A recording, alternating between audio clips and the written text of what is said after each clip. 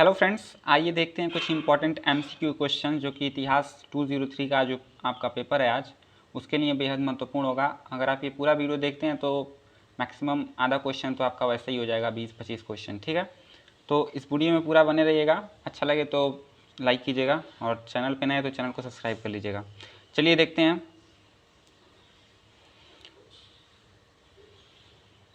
चूँकि MCQ model में लाना थोड़ा सा डिफ़िकल्ट था, इसीलिए मैंने ऐसे इसको लिखा है, उसमें टाइम भी ज़्यादा कंज्यूम होता है। ठीक है, पहला क्वेश्चन है 14वीं और 16वीं सदी के बीच का जो समय है उसको पुनर्जागरण काल कहा जाता है। ठीक है, अगर ये पूछा जाए कि पुनर्जागरण काल का समय कब से कब तक है तो 1350 से 1550 तक, और अगर सदी में पूछा जाए तो 14वीं से 16वीं के बीच जो काल था उसको पुनर्जागरण कहा जाता है। पुनर्जागरण क्या थी? एक बौद्धिक क्रांति थी। ऐसे आ सकता है राजनीतिक क्रांति, सामाजिक क्रांति, सांस्कृतिक क्रांति, बौद्धिक क्रांति। तो इसमें से क्या थी? तो ये बौद्धिक क्रांति थी। ठीक है, कुस्तुनतुनिया पर तुर्कों का अधिकार किस वर्ष हुआ? तो इसका राइट आंसर 1453 ईस्वी हो जाएगा। ठीक, टाइप मशीन का आविष्कार किसने किया? इसका राइट आंसर गुटेनबर्ग ने।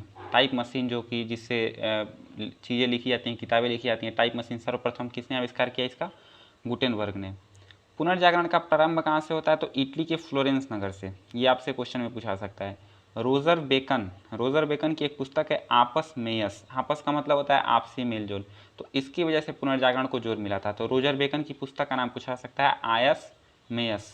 ठीक है, यूटोपिया किसकी रचना है? तो टॉमस मूर। ठीक है, टॉमस मूर की रचना है। यूटोपिया का जो शाब्दिक अर्थ होता है कल्पना।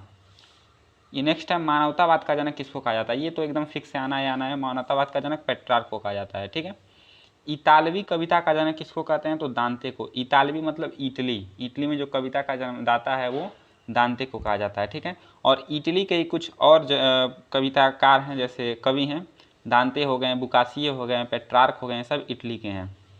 दांते के कुछ रचनाओं को देख लेते हैं। दांते की जो रचना है उसमें मुख्य रूप से डिवाइन कॉमेडी है, एक डिवाइन कॉमेडी। दूसरा वीतानोआ का राष्ट्रीय जो शाब्दिक अर्थ है वो है नया जीवन, वीतानोआ।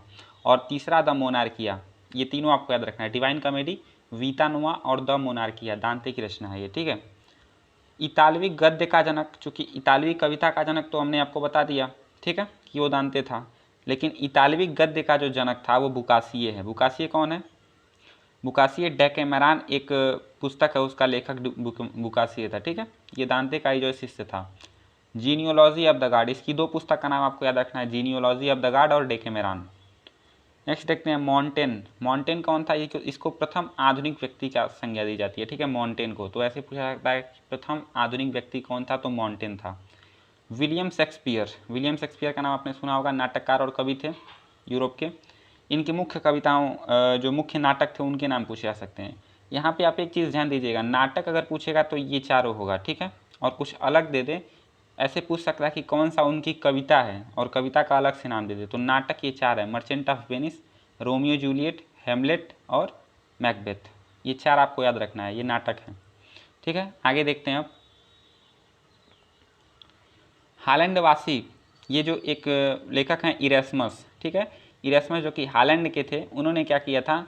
द प्रेज ऑफ फॉली, ये एक पुस्तक की उन्होंने रचना की थी, जिसको हिंदी में मूर्खत्व की प्रशंसा कहते हैं, और ये सर्वाधिक बिकने वाली पुस्तक थी। सर्वाधिक बोलें तो बाइबल के बाद दूसरी सबसे अधिक पढ़े जाने वाली और सबसे अधिक बिकने वाली पुस्तक थी, मूर्खत्व की प्रशंसा।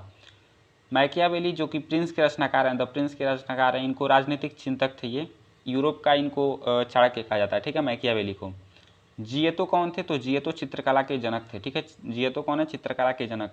ये एक एक क्वेश्चन बहुत इंपॉर्टेंट है। लियोनार्डो दा विंची कौन है? लियोनार्डो दा विंची, इनका जन्म 1452 ईस्वी में हुआ था और फ्लोरेंस शहर के विंची में हुआ था। तो ये पूछा जा सकता है कि जो लियोनार्डो दा विंची में जो विंची शब्द है वो कहाँ से आया है? तो फ्लोरेंस के शहर विंची में इनका जन्म हुआ था, इसलिए ये विंची शब्द आया है। चित्रकार हैं ये, इन्होंने कौन कौन सी चित्रकारी की है? तो मोनालिसा का चित्र बनाया है और द लास्ट सफर, ये मोस्ट इंपॉर्टेंट है। मोनालिसा और द लास्ट सफर किसकी रचना है? तो लियोनार्डो दा विंची का।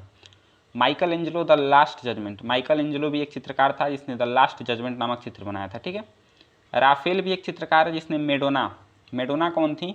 तो मेडोना ये ईसा मसीह की माँ थी। ठीक है, तो उनका चित्र बनाया था राफेल ने। ठीक है, आगे देखते हैं। जियोसेंट्रिक विचारधारा, जियोसेंट्रिक किसको कहते हैं? जियोसेंट्रिक का मतलब होता है, जियो मतलब पृथ्वी और सेंट्रिक का मतलब होता है केंद्र में, अर्थात पृथ्वी जो है वो केंद्र में है और सब चीज़ उसके चारों तरफ घूम रही है, ठीक है। तो ये जो विचारधारा थी वो टालमी ने दी थी, ठीक है, लेकिन ये सबसे बड़ा झूठ था। ब्रह्मांड का केंद्र बिंदु पृथ्वी को इसने बता दिया था। लेकिन जो हेलियोसेंट्रिक था वो विचारधारा कहती है कॉपरनिकस की कि ब्रह्मांड का केंद्र बिंदु सूर्य है, ठीक है। ये भी एक हद तक गलत ही है, क्योंकि ब्रह्मांड का केंद्र बिंदु सूर्य नहीं है। ब्रह्मांड में तो बहुत सारे आकाशगंगाएं हैं, आकाशगंगाओं में बहुत सारे तारे हैं, तारों में से एक तारा सूर्य है, ठीक है। लेकिन इसको हेलियोसेंट्रिक विचारधारा कहते हैं। हेलियो का मतलब यहाँ से हाइड्रोजन से आप ले सकते हैं, ठीक है। नेक्स्ट देखते हैं दूरबीन का आविष्कार। दूरबीन का आविष्कार गैलीलियो ने किया, ये तो आपको पता ही होगा, इंपॉर्टेंट क्वेश्चन है। ब्रूनो ने कहा था कि न पृथ्वी ब्रह्मांड का केंद्र और न सूर्य है, ठीक है। मैंने अभी आपको यहाँ पे बताया, न ही पृथ्वी ब्रह्मांड का केंद्र और न ही सूर्य है। इसमें बहुत सारे आकाशगंगाएं हैं, आकाशगंगाओं में तारे हैं, ऐसे ऐसे करके बटे हुए हैं, ठीक। विलियम हार्वे कौन थे? विलियम हार्वे रक्त परिसंचरण की खोज किया था इन्होंने, ठीक है। बायोलॉजी में आप रक्त परिसंचरण की खोज के बारे में पढ़ते हैं, तो विलियम हार्वे ने किया था इसकी खोज। ये जो पहला चैप्टर और दूसरा चैप्टर, इसमें खोज के बारे में बहुत अधिक क्वेश्चन आएगा, ठीक है। प्रिंसिपिया मैथमेटिसिया, ये किसकी पुस्तक है? तो न्यूटन की पुस्तक का नाम प्रिंसिपिया और मैथमेटिशिया है, ठीक है। मॉन्टेस्क्यू, ये कौन थे? एक विद्वान थे, इतिहासकार थे मॉन्टेस्क्यू। पर्शियन लेटर्स, इनका जो है महत्वपूर्ण रचना है। ये जो विचारक हैं इनकी रचनाओं के नाम और महत्वपूर्ण हो जाते हैं, तो इसको आप ध्यान से देखिएगा, ठीक है। जो मॉन्टेस्क्यू हैं उनकी रचना है पर्शियन लेटर्स और the spirit of laws. Laws यहाँ पे LAW वाला है, ठीक है, मतलब जो कानून की आत्मा यहाँ का इसका अर्थ हो जाएगा। तो पर्शियन लेटर्स और द स्पिरिट ऑफ लॉज, ये किसकी रचना है? मॉन्टेस्क्यू की। वाल्टेयर जो है वो फ्रांसवा मारी आरुए, इनका जो पूर्ण नाम था वो फ्रांसवा मारी आरुए, ये फ्रांस के थे, ठीक है। इनका जो एक नाटक है वो है इडिपस। क्या है? इडिपस। दूसरा जो है लेटर्स ऑन इंग्लिश, लुई 16वें के युग, ठीक, सॉरी लुई 14वें का युग। ये 3 पुस्तक है। ये एक नाटक हो गया इडिपस, दूसरा लेटर्स ऑन इंग्लिश ये एक पुस्तक है, और एक लुई 14वें का युग ये एक पुस्तक है, ठीक है। तो वाल्टियर ये फ्रांस के थे, इनका पूरा नाम फ्रांसवा मारी आरुए था, ठीक है। नेक्स्ट देखते हैं अब रूसो के बारे में आ सकता है पेपर में। तो रूसो जो है उनकी पुस्तक एक है, निबंध है, चूँकि discourse on science and arts, ये इनका निबंध है। तो ऐसा पूछा सकता है कि discourse on science and arts किसका निबंध है? तो रूसो का, ठीक है। सोशल कॉन्ट्रैक्ट, जो सोशल कॉन्ट्रैक्ट है वो रूसो की रचना है। मनुष्य स्वतंत्र पैदा हुआ है लेकिन वो समाज के जालों से बंधा हुआ है, ये पहली लाइन उसमें है, ठीक है। तो सोशल कॉन्ट्रैक्ट रूसो की रचना है।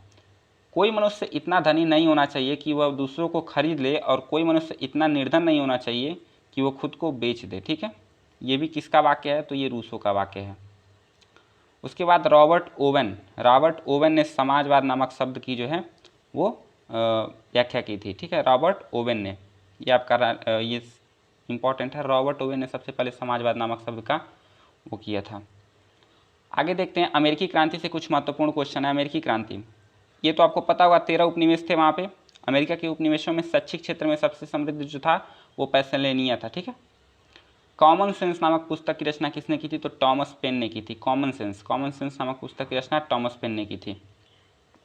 1756 से 63 तक सप्तवर्षीय युद्ध चला था, जिसमें इंग्लैंड और फ्रांस के मध्य युद्ध चला था, और किसकी जीत हुई थी? इंग्लैंड की जीत हुई थी। ये सब महत्वपूर्ण क्वेश्चन है, सुनते रहिएगा आप।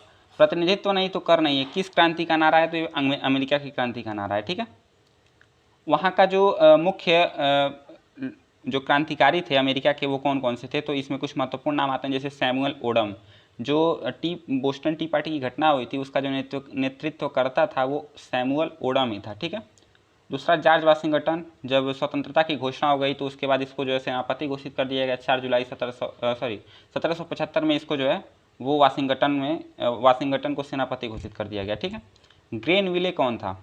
ये ग्रेनविले, रॉकिंगम और विलियम पिट, ये 3 गवर्नर जनरल जो है वो अमेरिका में आए जब क्रांति हो रही थी। तो उस समय तत्कालीन ग्रेनविल, रॉकिंगम और विलियम पिट, ये 3 लोग आए वहाँ पे, ठीक है। लॉर्ड नॉर्थ कौन था? तो लॉर्ड नॉर्थ जो है उस समय जब अमेरिका की क्रांति हो रही थी तो वहाँ पे ब्रिटिश संसद में मतलब ब्रिटिश का वो ताज था, राजा था वहाँ का, ठीक है, क्राउन था वहाँ का।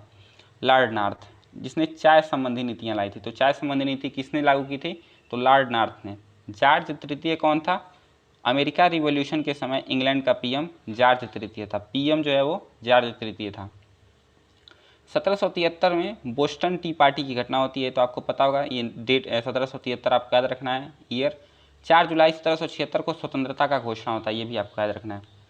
कुछ क्वेश्चन और हैं फ्रांस की क्रांति से रिलेटेड। फ्रांस की विधायिका को क्या कहते हैं? विधायिका मतलब जहाँ पे बैठ के लोग कानून बनाते हैं, तो विधायिका जो था इसको स्टेट्स जनरल कहते हैं, ठीक। राइट आंसर आपका स्टेट जनरल। लुई 16 जो है वो लुई 16 राजा जो था वो कहाँ का था? फ्रांस का था। और जब फ्रांस की क्रांति हो रही थी तो तत्कालीन राजा था वो, ठीक है। फ्रांस की क्रांति का वो राजा था उस समय, लुई 16। कौन कहता था कि मैं ही राज्य हूँ? ये लुई 14वां का वाक्य है कि मैं ही राज्य हूँ। और लुई 15वां कहता था कि मेरे मरने के बाद प्रलय होगा। ये प्रलय ला रहा था अपने मरने के बाद।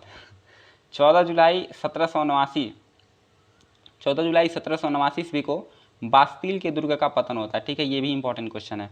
मैंने जो डीप वीडियो बनाया है, रिवाइज जब मैंने कराया है, तो उसमें सारे फैक्ट्स बताए हैं, लेकिन फिर भी कुछ बच्चे कह रहे थे कि इसमें कुछ इंपॉर्टेंट MCQ बताने के लिए, तो इसीलिए मैं ये लेके आया हूँ। 27 अगस्त 1789 को मानवाधिकारों की घोषणा होती है, ठीक है। 27 अगस्त 1789, ये आपको डेट और ईयर दोनों याद रखना है। मिराबो, दातो, लफायत, राबोस्पियर और मारा, ये जितने भी हैं ये सभी फ्रांसीसी क्रांति के नायक हैं। मिराबो, दातो, लफायत, राबोस्पियर, मारा, किसी न किसी तरह से ये क्रांति के नायक बने हुए हैं। जैसे कोई विचारक है इसमें, कोई वहाँ पे क्रांतिकारी है, ऐसे करके, ठीक है। जैकोबियन क्लब किससे संबंधित है? तो फ्रांसीसी क्रांति से संबंधित है। उसमें एक लोगों का समूह था जिसको जैकोबियन क्लब कहा गया है, ठीक है। नेपोलियन बोनापार्ट के बारे में थोड़ी सी जानकारी ले लीजिए। पुर्तगाल में सबसे पहले जो पुर्तगाल पर आक्रमण करता है 1807, इसके अभियान आ सकते हैं बेसिकली, ठीक है। तो अभियान आप एक बार देख लीजिएगा, सारे इसके क्रोनोलॉजी से मैं यहाँ पे अच्छे से नहीं ले पाया हूँ, लेकिन आप क्रोनोलॉजी से देख लीजिएगा सबसे पहले, ठीक है। चूँकि वो आतंक का राज खत्म करता है, उसके बाद 30 सदस्यीय जो परिषद बनाता है उसमें पहला सदस्य बनता है, और फिर 1804 में जाके वो जो है खुद को सम्राट घोषित कर देता है, ठीक है। ये जो स्पेन से युद्ध जो किया वो गोरिल्ला वाला था, स्पेन में असफलता इसको मिली, ठीक है। मेन चीज़ क्या है? ऑस्ट्रिया पर इसने आक्रमण कब किया? 1809 में किया। रूस पर आक्रमण 1812 जब वो मॉस्को पर आक्रमण करता है, यही इसकी जो है पतन का कारण भी बनता है, ठीक है। प्रशा का युद्ध 1813 भी है, ठीक है। प्रशा का युद्ध 1813 में होगा। प्रशा, ऑस्ट्रिया, स्वीडन, रूस और इंग्लैंड, ये 5 देश मित्र देश मिलकर इसके हार का कारण बनते हैं। हार का मतलब जब वाटरलू 16 अक्टूबर 1715 ईस्वी में, ठीक है। 16 अक्टूबर से 19 अक्टूबर 1915 ईस्वी के बीच में जो है, 1914 ईस्वी के बीच जो है वो लिपजिंग का युद्ध होता है, ठीक है। किसका युद्ध? लिपजिंग का युद्ध होता है, जिसमें प्रशा, ऑस्ट्रिया, स्वीडन, रूस और इंग्लैंड, ये पाँचों मिलकर जो है वो नेपोलियन को मात देते हैं, ठीक है। उसके बाद 18 जून 1815 ईस्वी, ये डेट आपको एकदम याद रखना है क्योंकि ये फिक्स है, आना है ही आना है। 18 जून 1815 ईस्वी में वाटरलू का युद्ध होता है, जिसमें वो पराजित होता है और उसको जो है बंदी बना लिया जाता है, ठीक है। 5 मई 1821 में उसकी मृत्यु हो जाती है। इसको जेल में भेज दिया जाता है, वाटरलू के युद्ध में पराजित करके उसको जेल में भेज दिया जाता है, और 5 मई 1821 में नेपोलियन की मृत्यु हो जाती है, ठीक है। तो कुछ नेपोलियन बोनापार्ट के बारे में कुछ क्वेश्चन थे, ठीक है। तो ये मैंने आपको करा दिए जितने भी कुछ मोस्ट इंपॉर्टेंट क्वेश्चंस थे उसके बारे में। अब जैसा भी वीडियो लगाओ कमेंट बॉक्स में बताइएगा, और मिलते हैं आप आंसर की के साथ। इस चैनल पे बने रहिएगा, और आंसर की जब अपलोड करूँगा तो देख लीजिएगा, ठीक है। मिलते हैं, धन्यवाद।